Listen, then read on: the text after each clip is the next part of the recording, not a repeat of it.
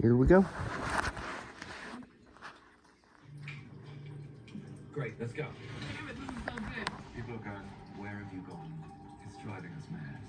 She needs to follow this trail and find her man. It was incredibly difficult, emotional territory. We had long planned to make sure that we completed the story. It was really, really powerful to be reconnected. I love how we start the series because it's such a Walking Dead way to do it. Hi, we're back. He's chopping off his hand. I pitched for the hand to be chopped off. We finally got one-handed Rick. It's never close story. I'm all in for Rick and Michelle. They kick ass. It's Rick and Michonne. It's the most special story you could possibly tell that's left in the apocalypse. When you're willing to step into dire circumstances because you believe you can overcome them and you're with someone who thinks exactly the same, that's a pretty powerful duo. That is the magic of the Rochelle. This is some crazy love. I just have to sort of look into her eyes and then off we go.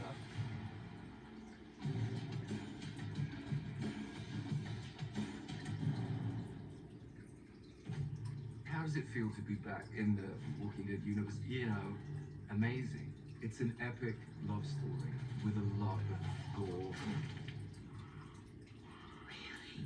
The show is Titanic with zombies. It was so rooted in a love story in this very unusual, unexpected scenario.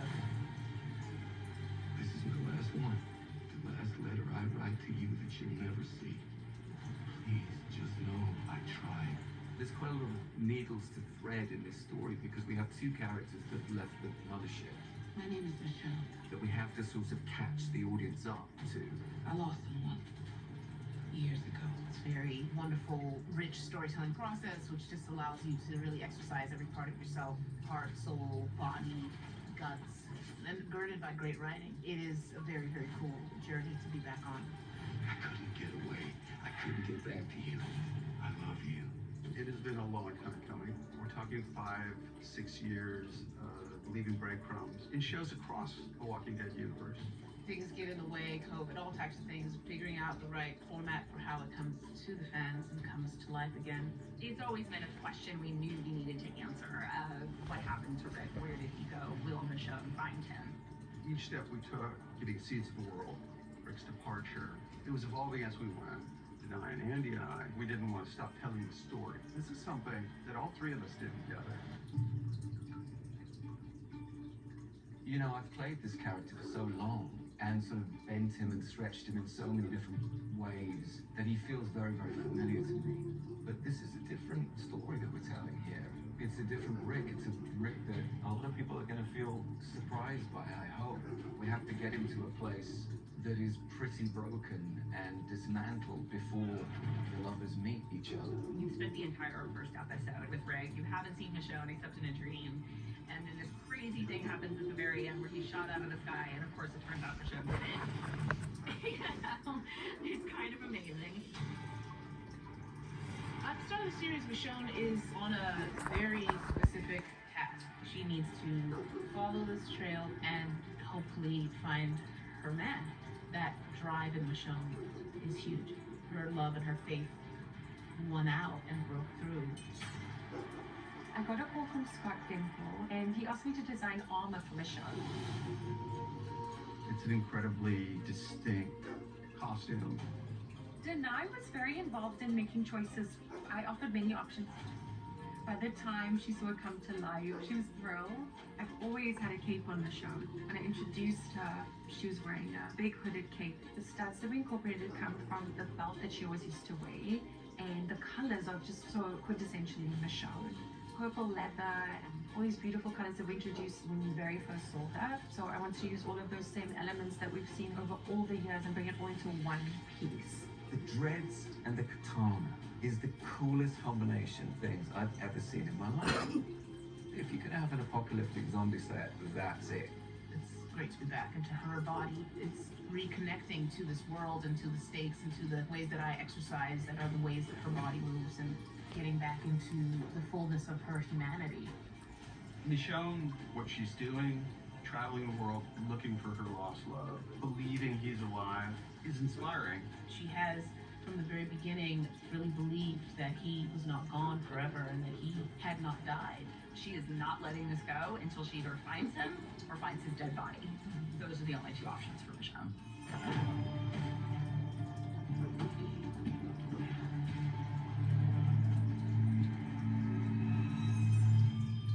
The reunion of Michonne and Rick, it was incredibly emotional. We have a few people on the crew here, huge fans of the show, and kind of a little teary. Oh my God, there's been tears shed. The reunion of these guys have been in the hopes forever. We all cried. I think we all cried. To have Michonne and Rick breathing the same air again is one of the most exciting things, and working with Denai is so effortless because we share so much history and we both really care about telling the right story for these characters. I just have to sort of look into her eyes and then off we go. Rick and Michonne have always had a really strong connection and chemistry and their love for each other. So Andy and I love to get in that sandbox and bring them to life. It was really powerful to be reconnected. And when some people are kind of interlocked in that way, but working together for so long, they're just kind of like gears, and that's why you have to be ready with multiple cameras to be able to capture whatever moment they give you, and they give you gold almost every time. When Rick sees Michonne, his world is upended again, and hers is too. Rick had difficulty taking his helmet off when he needed to kiss Michonne. He rips the helmet off, and every time it was kind of catching him. And bless him, he didn't complain, but he just suggested that maybe we don't take the helmet off every time. You know, I've got a big nose and quite a big jaw and a big chin, and it was a tight fit, I think, and so it kept catching on my cheekbone. But it is what it is. I got a little boo-boo. It's fascinating to watch Denai work. I think Denai feels her emotions very physically. So then you see between takes she has to kind of just recharge by being very still and quiet. Hey, Mark. Hey, Mark. Filming in February in New Jersey. It's not been without its challenges. We had sunshine, rain, and snow all throughout the afternoon we were shooting that scene. The weather kept changing. It was crazy. I think we had about 4 seasons in 1 hour, and by the end of the scene, we had snow falling. I mean, it was just bizarre. The Christmas show now. Yeah, seasonal favorite. I think Andy actually quite enjoys embracing the suffering. So like sometimes he's there and he's clearly got fewer layers than he should have on. He's like, no, this is good. He is never going to say, oh, I'm not going to kneel on the ground because it's wet and it's cold. He will always give his all for the sake of the story. The weather matches the moment dramatically, and there is something romantic about snow. It definitely turned out beautifully, and you really feel the emotion of the moment, which is the most important Yeah, I thing. thought I So saw even if you snow don't in know that what's episode. going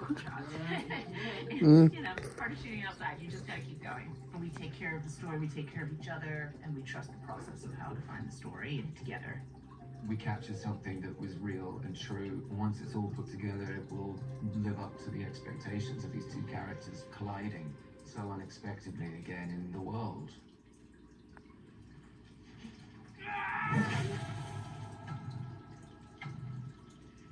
I pitched for the hand to be chopped off.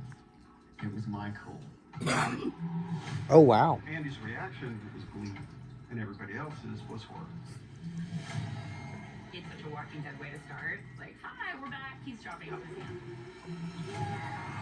I hope starting the first episode with that moment that the fans are just like, oh my god, cut off his hand. The moment Yeah, that I that's did it, I thought, this is the most idiotic call I've ever made. I thought it was crazy, but it's worked because I think it's added a very cool physical layer to the character that maybe the audience hasn't seen before. It's something we've obviously talked about over the years because it happened in the comic book. We finally get one-handed Rick, It's cool. Actually, I'm glad we did it now. We wanted to show the lengths this guy had gone to try and get home. You did this to get away. It was the only way. It's a huge production challenge. Anytime you're trying to hide an appendage that is actually there but in story is not there is just difficult. We have 2 different prosthetics that the audience will see. For most of the series, we have the primary one that was made by Greg Nicotero's team at KMVFX. It needed to look like a weapon that a soldier can have, but not a weapon all the time. So it's got the secret knife that comes off the top of it. There's a hard one and a soft one, and it has a hidden zipper so he can zip it on and off. I have a bunch of different blades, so like VFX versions, different lengths. We'll work a lot with the weapon, making sure that that animates out and in a very smooth way and feels as sleek and smooth as the prosthetic itself. So this is rubber. This guy has a rubber fist. Go ahead. Fury.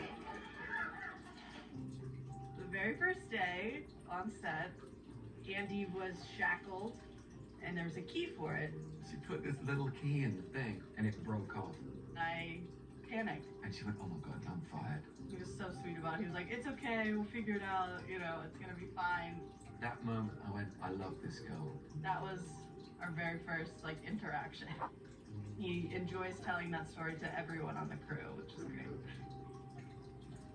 I did a stupid thing. We had this fight scene with Okafor. It was a 9-page emotional fight scene that was on day 3, and I didn't put anything under the rubber, and I got rashed like anything because I'd been sweating and all the rest of it. So we have to put a nice silk liner glove. Sometimes they're, you know, elbow length. Here we go. She loves doing this. It's a sort of ritual that she goes, put your little number on before we go. It's not what I expected, the heroic Rick Grimes, that I'd be wearing a little silky glove. It's amazing to see them play the story that we wrote together. Hopefully, we get to give the fans a story that is answering a lot of questions that I've always had about the universe. Andy was in the writer's room all the time. Denai wrote an episode. Their handprints are all over it. This isn't just Scott Gimple creating another part of the story. They did it together. As actors, I think they've always been super talented. Seeing them as filmmakers, you know, embodying a bigger part of the whole is really special. This show is fulfilling a story that we set in The Walking Dead. And to do that, we pulled in a lot of vets. We were fortunate enough to be able to bring a few people from the original series. There's people we brought in that we've been working, you know, a decade with. Michael Satrasiamis, Michael Slovis, Denise Huth. We have Gillian Hopkins, who's our fabulous costume designer, and Jeff Shane, a production designer, and Vincent Gideon, his key hair, who was an OG, was with the show since day one of the original show. Also, this series gives us the great opportunity to bring back Pollyanna as Jadis. It's wild to be back with great friends again. So there's a good group of us that have all that built-in knowledge, then get to integrate it into this whole new world and create a new world. It really helped us continue the story we were telling with them in the first place. It was a comfort to have them there. If we couldn't be in Georgia, we brought as much of it as we could with us. It was really cool because we do have a lot of new people in the crew and new energy and new ideas, and people approach things from a different way. We are directing episode 1 and 2. I'm the on-set prop master. I'm the visual effects supervisor. Cinematographer. It's been amazing because so many of them are fans of the show anyway. I was very excited when I got the call and jumped right in. I was like, yes, 100%. I love the show. I watched all the seasons, so this was pretty cool. I've been trying for years to get involved with the show in some capacity, and you want to honor everything because you love it so much, but you also don't want to rest on the laurels of everything that's come before. You have to give it everything visually that you can. So it just feels like an extension of the larger Walking Dead family, which has been really nice. I thought this was suicide. It is. I was just being nice. I'm very excited for the world to meet Matt Jeffers. He's a very fantastic actor. I went to see Denai do Richard III in Central Park, and Matthew was in Play With Her. I just had the idea that I think this is Matt. This role was written for him. Michonne doesn't leave people behind. That is what slows her down, but then it's also what introduces her to this wonderful few friends that she finds that really help her along the way. You've been telling me to go home. You should. But you can still believe he's out there. It's a bit surreal because when I moved to the city in 2013 to pursue acting, I used to have Walking Dead viewing parties in my apartment with my roommates. I would go to bed at night being like, man, I'm gonna get emotional, but like, you know, that's what I want to do. Those are the stories that I want to tell and work with those people. Working with Denai, the chemistry that we were able to forge together and bring that into this show has been really a dream come true. This is all I got. You. That's it. The thing that I've learned is understanding Scott's miles-long depth of knowledge of this world. He's like, okay, so let me just give you a little backstory about Nat. And then he goes on this like 10-minute description of like, am I left-handed or right-handed? And like, what were my first words as a baby? It was very important to me to talk to him about the role. I'm not of his stature, and it's not for me to say the experience of that. I know how to build things and I know how to burn things. It takes more than that at the end of the world. You showed them that. You showed me that. As a little person, representation in this industry has been tricky.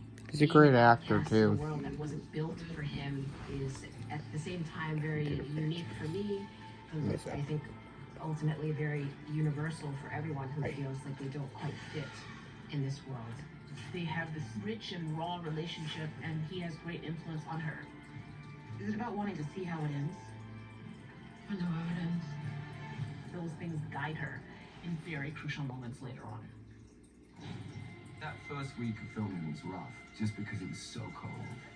And everything was night shoots, it was all outdoors. And so it had a certain level of brutality and intensity, which hopefully will transfer onto the screen, because it was all about Rick's descent in the CRM, this new world. Throughout the shows in the Walking Dead universe, we've seen aspects of the CRM in small ways and in big ways. Season This 2. is the future. This is actually a system of governance that works. This place has a 500-year plan to recreate the world as it was, better than it was. Remaking civilization, finally besting the dead, that seems like a perfectly fine way to spend one's life. Everybody wants for nothing. Food, shelter, snappy uniforms, it's all provided. Everybody but Rick is thrilled to be there. There's no escape for the living. Okafor had to sacrifice the love of his life to save the city. I lost everything! If it weren't for Okafor, Rick probably would have been killed years ago. He saved Rick's life countless times because Rick is trying to escape. Rick would rather be killed or put in jail. I'm in hell if I can't get back to the people I love most on the planet. But over time, he's worn down. I don't want power. That's the thing. You already have it. It was quite fascinating to experience as a scene partner and also as a fan of the show. Because 1 second you're talking to Andy Lincoln and the second you're working with Rick Grimes. It's just a real experience. Well, I'm noticing all the actors were fans that they hired. We're all fans that they hired. Pearl Thorne, she extends humanity to Rick. She's a good soldier, whereas Rick is all Christians. These two are comrades in the beginning who then become foes. I love that. She played Mazikeen in Lucifer, if you remember. It was really exciting to bring her on, and she just blew everything out the water with her auditions. Friendship seems like something that doesn't exist out there. Leslie Ann just brought such a beautiful power. Do we allow the plan to get set back? No, ma'am. There's been 2 sets of very welcoming arms from both tonight. Andy sort of just going, welcome to our world. Yeah, Andy was cheering me on when I had my first zombie kill. Holiday. I FaceTimed with my son, the pilot of Walkers, and he's like, wow, making television, moving magic. I don't agree with Okafor and everything, but he led from the ground up. I want to do that. Rick and Thorne, they're in some ways kind of mirrors of each other. They're similar kinds of people. We wanted somebody that could stand toe-to-toe with Rick and give as good as she got. When they were like, yeah, you're gonna fight Michelle and Rick, I was like, I'm in, let's do it. Thorne is just a thorn. When it comes to fights and kills, Denai always wants to do it herself. She's had a lot of practice in the last few years with all the Black Panther stuff. She really will come in and work with the stunt coordinator and work with the stunt team and figure out the choreography of it. She has trained for years with the sword, and she's very, very good at it. I mean, maybe in another life, they would maybe have been friends. That's possible, I think. Life surrounded by death, all in one view. Isn't that right? Oh my gosh, we got Terry O'Quinn. We're so fortunate to have him play Beale. He's such a magnificent actor. You asked me how we won, how we survived. How did you survive? It was incredible to see Terry and Andy just mix it up. They love doing scenes together. Sacrifice. Beale has been in The Walking Dead forever. I talked about him a hell of a lot in Walking Dead Well Beyond, and here he is. When Scott Gable called me and talked about it, I talked to my friends and my agent, and everybody said, wow, are you kidding? And I was like, oh, well, okay. The end of the world and the beginning of the world. I think there might be a fun little reveal for people that the man in charge is not just a straight up black and white bad guy. I alone decided the path ahead, and I alone want to feel the weight of it. I just want to make the character feel bigger than life. What he's done with this very charismatic, complex man is brilliant. I saved Philadelphia by sacrificing Pittsburgh. Enemies, my friends, my home. You get to sit down with two powerhouse actors and watch them just go at it. That's a performance piece. Essentially, he speaks for most of the episode and I listen, so I'm thrilled that I don't have to learn all those words. Terry's going to be carrying it. I'll take that chance. I'm taking that chance on you. I love that throughout the course of the scene that he's saying, I've never had a soldier like you, but he doesn't quite see it coming. He recognizes it just a second too late that Rick was going to be the death of him. Swear on the sword. Inevitably, as we've seen over the course of the show, people are way scarier than blockers. No! And he did a lot of his own stuff. You generally don't want the lead of your show diving headfirst across the table onto the floor, but Andy loves to do it. He was like, no, I can do it. He's like, I'm not gonna go face first. Like, it'll be fine. And then we rolled, and he absolutely went face first. He's like, I don't know what happened. Everybody okay? He wants the action to look cool, and he wants to be able to see his face so that you know it's really him. There was some fighting, and unfortunately, Stuntman did a good bit of it for me. And we try to jump each other. I pull the gun. End of Beale. It's poetic that Rick killed Beale with his own sword, and also, it was handy. You have to know that if you try to escape with her, I will make sure that all those people that you love die. I've known about this part of the world being revealed for 4.5 years now. Being back in the Walking Dead universe is an absolute dream. This being my third show that I've done in this world. And Jadis, my character, has changed so many times that it always keeps me on my toes. I love stepping back into her big old boots as she wears now. Jadis heightens the stakes and heightens the obstacle. We'll have a world. I'm going home. Well, you're blessed, right? But they've got this very complex love-hate, more hate than love relationship. Hi, Rick. Sorry for breaking in. Rick is like, you're nuts. Get me out of here. They just have always played off each other so brave. I did save your life. You're a hero. With a haircut. Oh, I feel it viscerally. You left because you were being judged for things you did in your past instead of who you were trying to be. Jadis and Gabriel, it's complicated. Father Gabriel really did open up things about Jadis that we hadn't seen. I know you're not them. I see it when I look in your eyes. She truly loves him, but the problem is that she can't allow herself to truly be seen as the Anne and the Jadis that she was. It's safer for her to stick with being more Officer Jadis Stokes. Should be. Make me understand. Show me who you are. Having the magnificent Seth Gilliam come back to play Gabriel as a stepping stone into understanding her, shading her in a bit more, I think for the audience is going to be really, really helpful and beautiful, really. He came to me to help you find an answer. He just found it.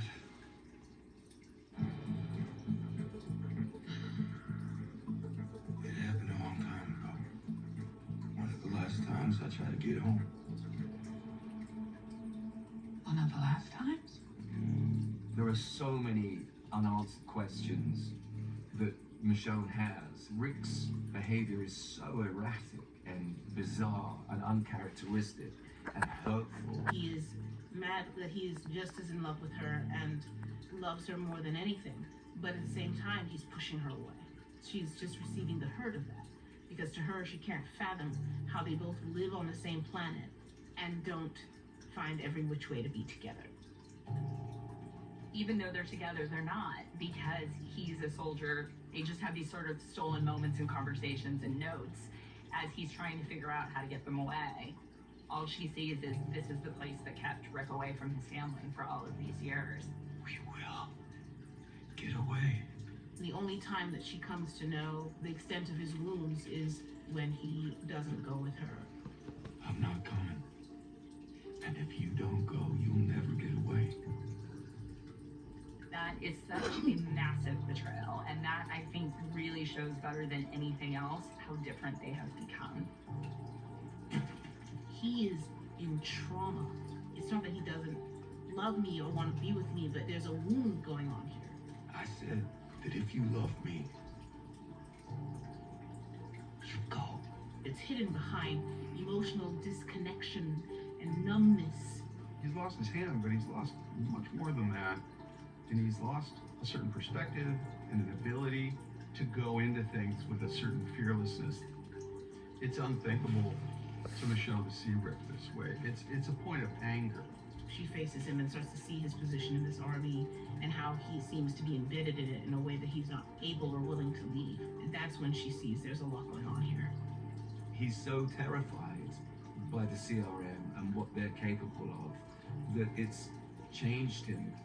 She's saying, you're still the same man. He's saying, I'm not the same man. We can't do everything. We're not those people anymore. It's over. Everything we had is broken. Never say that to Michonne, because she pulls you out of a helicopter.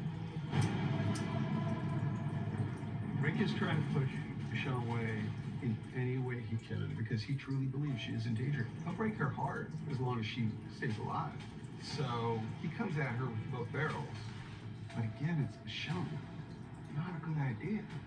He rips that rug right out from under him and controls the narrative from there on out for them. I love that. The specs team created this truss that the helicopter is resting on, and there's airbags set up in various different positions within the frame structure itself. So they can fill it up with air and then really create this crazy movement. The helicopter was mostly practical. Rain, thunder, lightning, chaos, atmosphere. It does create some really rough turbulence, but we're going to pull the door for her. Then she'll reach over, grab Rick, essentially just roll out of the airframe. And they'll have stunt pads within just inches of the door frame. Then we did a great shot putting them on blue screen. So instead of moving the actors, we moved the camera, which was a safer way of doing it. Then when we put in a background, it will feel like they're falling away. It was very exciting. I just thought, this is absolutely bonkers, but we're doing it. It's that crazy epic love move. You'll probably survive this drop. We're close enough. It's one of the most fantastic endings of any episode I've ever seen of anything. Damn it, this is so good.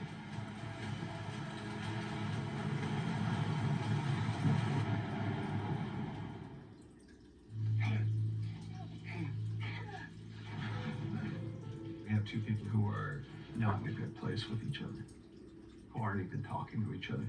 I'm glad I wasn't there that day because I think those looks just would have vaporized me. We needed a timeout. I can't believe you did that. I can't believe you said that. Episode 4, we knew what it was.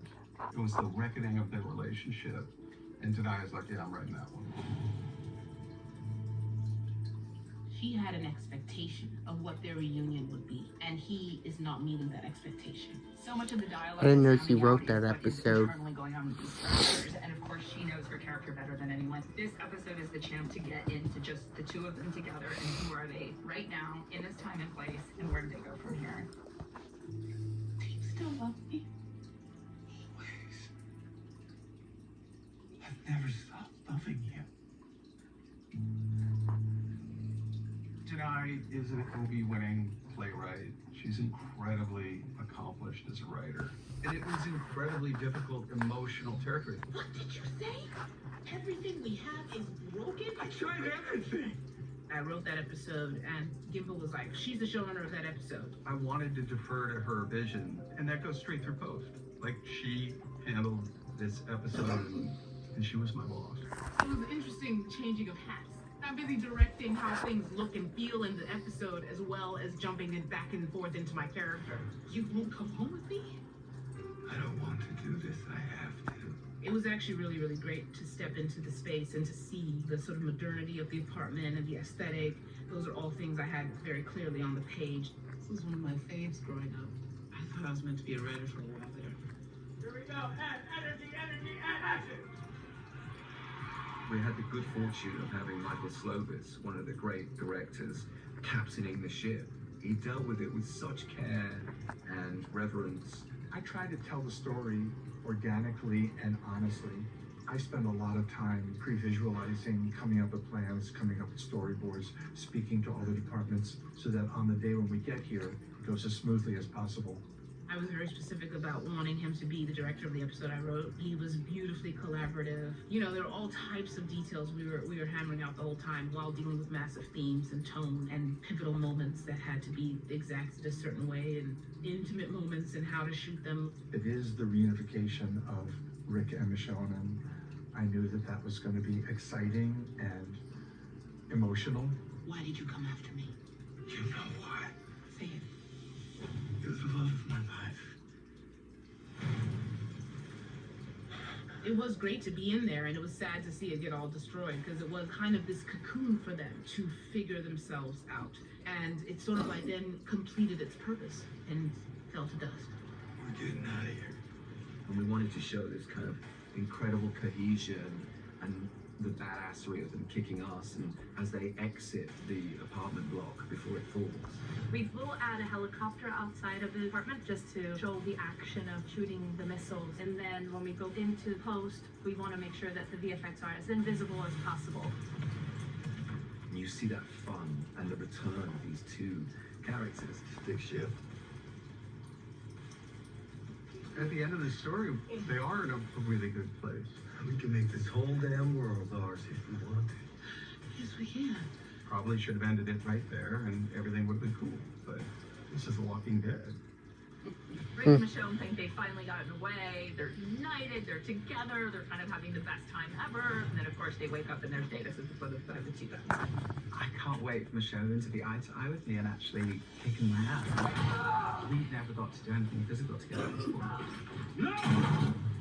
We gotta go! The car chase was amazing, and you know, car chases are really hard to shoot, but it was super fun thing to get to do. Hold on! The car chase and all that is super exciting. I love doing stunts.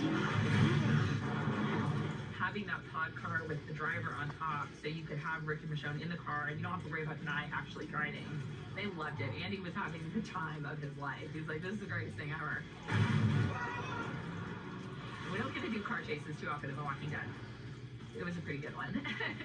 Making 6 episodes, I feel, is harder than making 16. This is tighter, it's more intense. Mikey Satrozim is the director of this episode. It's a huge asset to making this kind of stuff happen. Satrozim is family. He's like my brother. Super happy, super positive. I knew you'd come back. He's such a part of how the show looked and felt from the very beginning. All right, here we go. I started out as the camera operator for the first season. Season 4, I started directing photography and directing.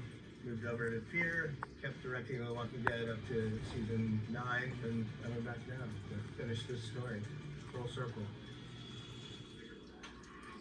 Action! How about you show yourself? We talk. Not gonna happen, Rick. I live for the cause. Either Rick and Michonne are gonna die or Jadis is gonna die, but there's no way they're walking away. The fates are your friends, your children feel. When Jada says you guys can't see past the two of you, it is something that ultimately lands, especially with Michelle. She's right. There has to be a sacrifice.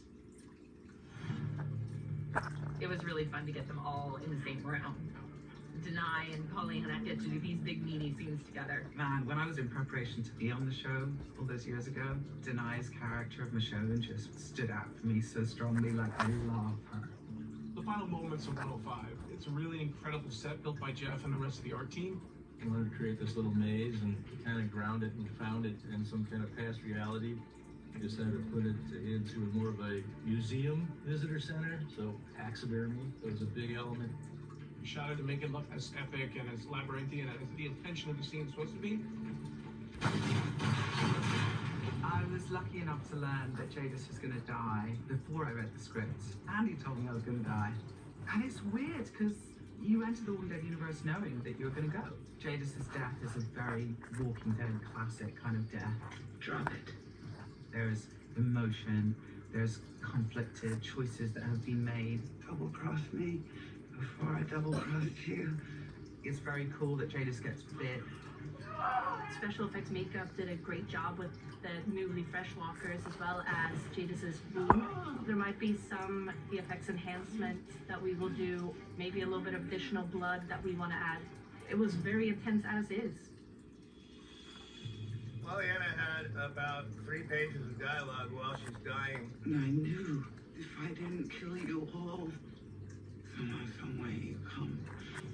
CRM. So I drew up a dossier to protect myself.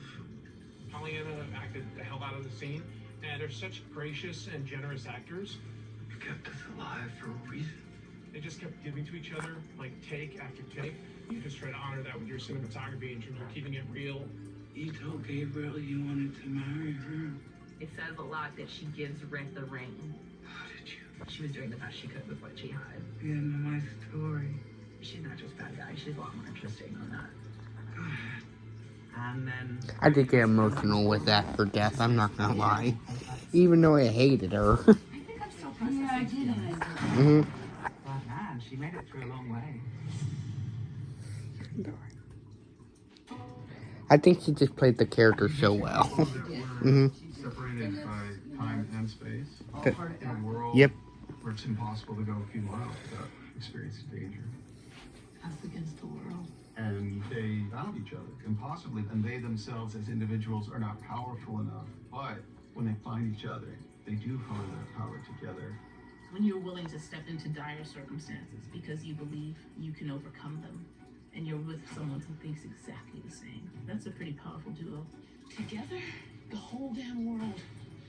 I see how we could make it better. And if we can, Rick, we have to. Now that we have them finally united together and how unstoppable they are, Rick kills Beale, Michonne kills Thorne. They blow up all the frontliners and turn them all into walkers and manage to get away. That is the magic of the Michonne. The show has always been about one man doing whatever it took in order to be reunited or save the lives of his loved ones and his family. And his family obviously became this apocalyptic family, the people that they collect along the way. The reunion scene was pretty wild because at that point the writer's strike was on, so I didn't get to see it until like later as a fan. It was an intense, powerful, beautiful day, and a lot of different emotions coursed through both characters that were expected and unexpected. We avoided seeing this helicopter as much as possible, but we had one hero shot of them coming out of a Chinook. We have fans here, a Ritter fan, to give a little bit of wind effect, as well as a little ramp for Rick and Michonne to walk off of. But the rest will be VFX, so we will CG in the helicopter. The finale was important to us in so many ways. The family came back together with all the puzzle pieces. Judith had Rick's gun. Then we have RJ showing up with Cole's hat. I also dressed RJ but like Cole, so that for the audience and Rick and for those Uber fans like me, from a distance it looks like Cole. Michonne with the sword, Rick had his boots on. The boots from day one of season 1, he wore those. I was petrified they were going to fall apart midway through scene, but they didn't. I knew it, Dad. I knew you were still out there. This is my first time working with Andy, and I'm super excited. He is pretty silly. He laughs a lot. He makes us laugh a lot. Kaylee and Andy had actually met back in season 9. She had come in for her hair makeup test, and it was his last day. He's so great with kids in general. He had never met Anthony before that day. They would just talk and chat between takes and just give it that family vibe. This is a unit, and they're supposed to be together. Working with Denai is incredible. She's such a great role model for me. She's incredibly passionate about what she does. I was very excited to see Denai back in action. This was everything. It was everything all at once. It was beautiful. The fans are gonna go crazy. I'm going crazy. I think I cried most of that day. I was getting really choked up with the monitors. And emotionally for me, I think we really captured it. You do a lot to help your actors with light and with camera positions, but at the end of the day, it's actors who make that emotional connection. I knew you'd come back. I believed. This is the moment you want. You know, it's the moment I want as a fan of the show. The ending gives the fans what they want, which is they're reunited and they're going home, and Alexandria is safe, and they've kicked some serious ass along the way. They found each other and risked everything that they regained to do the right thing. To see them do that and to see them win is a beautiful thing. That type of connection that just never died between them is epic. It's Rick and Michonne. It's the most special story you could possibly tell that's left in the apocalypse. I love a Shawshank Redemption finish, which is get them together, see the emotion, and then pull away. That felt like the right way to finish this thing.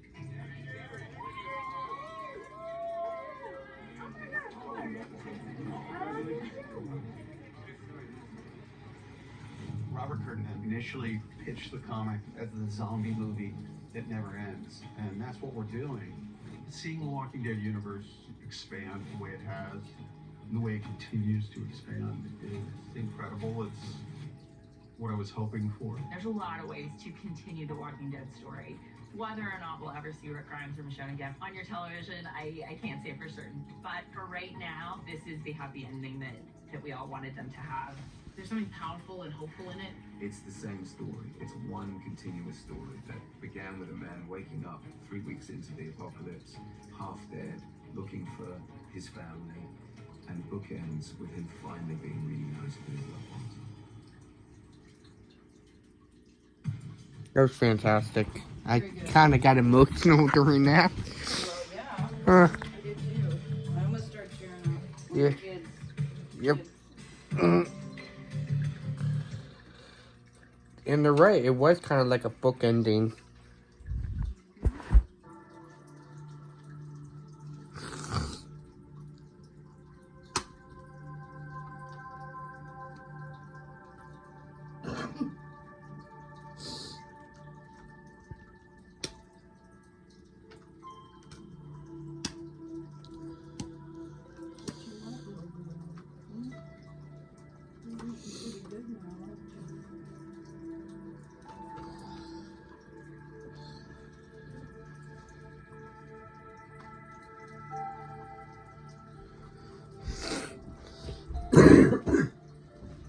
That sounds so good. No. Yeah, I know. It's bad.